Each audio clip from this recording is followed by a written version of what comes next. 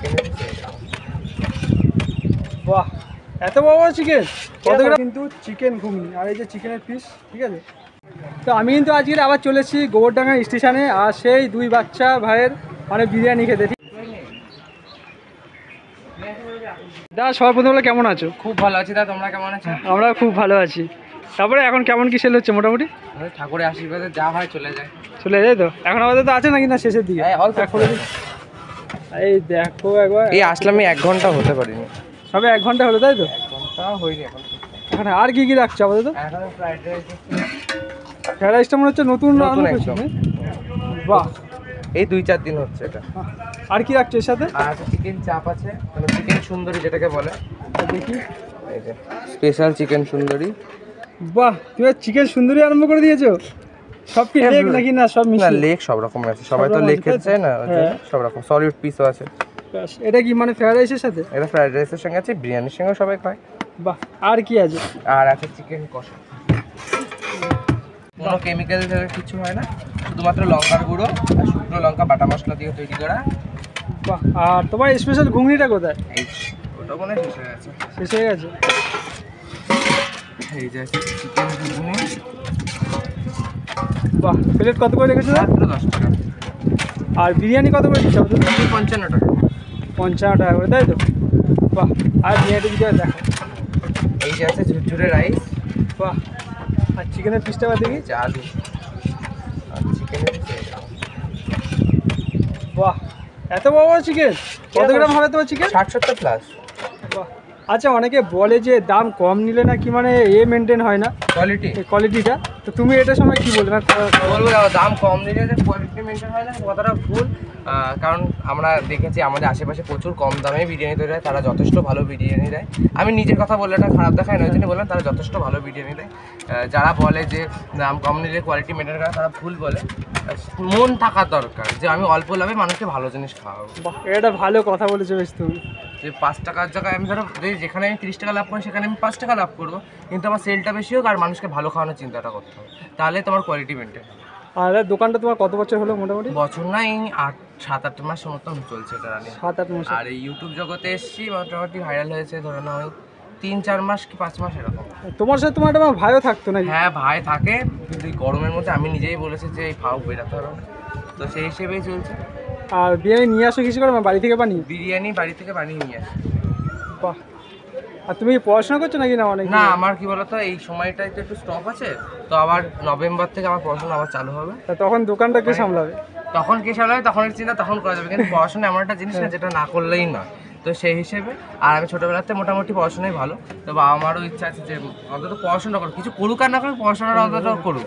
বড় মানে কি হওয়ার ইচ্ছা আছে? মানে ব্যবসায়ী করা, ছোটোবেলার থেকে ইচ্ছা ছিল ব্যবসায়ী করা। এবার যখন ভাবলাম, মানে আমি এক্সপো দিয়ে যখন র্যাঙ্ক করেছিলাম তখন কলেজে ভর্তি হতে পারিনি, নিজের শরীরের সমস্যা ছিল, তো সেই হিসেবে আর আর্থিকেও কিছু সমস্যা ছিল, তো সেই হিসেবেই ভর্তি হয়নি। তারপরে এখন যেহেতু ওটা হয়েছে, মানে কিছু অন্তত হয়েছে, তো সেই হিসেবে নিজের খরচাটা নিজে চালাতে পারি, তো সেই হিসেবে আমি এখন চেষ্টা করছি যে পড়াশোনাটা আবার স্টার্ট করা। তো কিছুদিন সময় লাগবে, কারণ হুট করেই তো সবসময় সবার একটা সিস্টেম থাকে, তো সেই হিসেবে নভেম্বর থেকে হয়তো খুব যাওয়ার পড়াশোনাটা আবার চালু হতে পারে। তখন যতটা পারবো এখানে দেখবো, আর ততটা পারবো ওখানে। তোমার নামটা জিজ্ঞাসা, তোমার নামটা কি? আমার নাম সুব্রদীপ দাস, আমার দোকান হচ্ছে অনলাইন বিরিয়ানি সেন্টার বা দুই বাচ্চার বিরিয়ানি, গোবরডাঙ্গা 3 নম্বর প্ল্যাটফর্ম। আমি কোনোটাই করি না, সব মা করে সকালে। ও মানে বিরিয়ানি কে মা বানায় তাই তো? বিরিয়ানি তৈরি করে আমি, মানে ওই মোটামুটি মার পাশে একটু হেল্প করে দিই, মানে। আর সবচেয়ে বড় কথা, আমি ছোটো মানে অনেক তেমন একটা প্রথম যখন করতাম তখন আমি একদম পারতাম না, বাট এখন সব মোটামুটি মা যদি একদিন নাও থাকে তাও আমি করতে পারি এখন। চাপ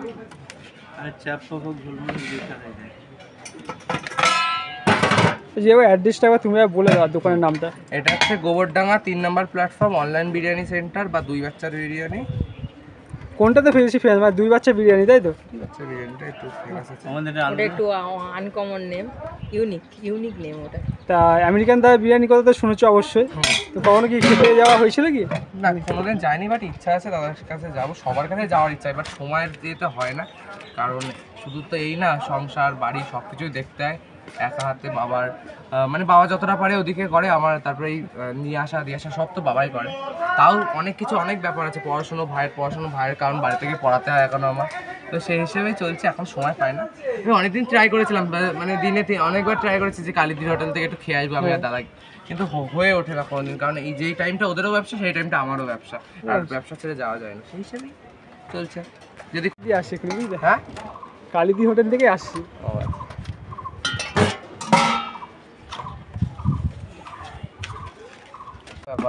আর ইয়ে করাটা একটা ব্যাপার।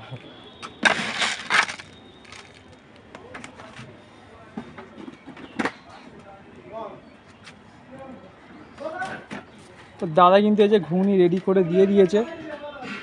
আর এইটার দাম কত দাদা? মাত্র 10 টাকা। মাত্র 10 টাকা কিন্তু।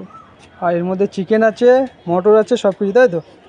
তাই এই বুদ্ধিটা মানে কোথা দিল যে ঘুগনির মধ্যে মানে চিকেন দিলে ভালো বেটার ফল হবে? কথাটা হচ্ছে দেখো, এক হচ্ছে চিকেনের যেরকম গ্রেভি আর মাটনের সেরকম গ্রেভি, ওইটাই টেস্টটা বাড়ে। তো সেই হিসেবে একদিন আমার মা, মানে যখন আমার প্রথমে নর্মাল বাটার ঘুগনিটা তৈরি করতাম, তো সেই হিসেবে মাকে বললাম, মা একদিন তাহলে চিকেনের ঝোলটা দিয়ে একটু ওইটা, মানে যখন আমাদের বিরিয়ানির যে ঝোলটা গ্রেভিটা বা চিকেন কষার যে গ্রেভিটা থেকে যায়, ওটা বললাম একটু ওটার মধ্যে দিয়ে দাও। আমি খেয়ে দেখি ভালোই টেস্ট লাগে। তো সেই হিসেবে আইডিয়াটা আসলো যে তোমার চিকেন ঘুগনিটা বানানো যায়।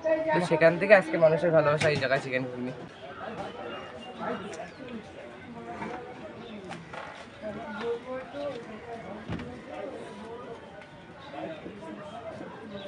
কেমন খেতে লাগছে? এই প্রথম খাওয়া হচ্ছে। এই প্রথমবার আমি চিকেন ঘুগনি খেলাম। এই যে দাদার কাছে এসে কিন্তু একবার দেখিয়ে দাও, ক্যামেরাটা ঘোরা। এই যে আমি কিন্তু এর আগে কখনো এর আগে আমি খাইনি। তুমি খেতে কিন্তু সত্যি খুব সুন্দর আর সুস্বাদু।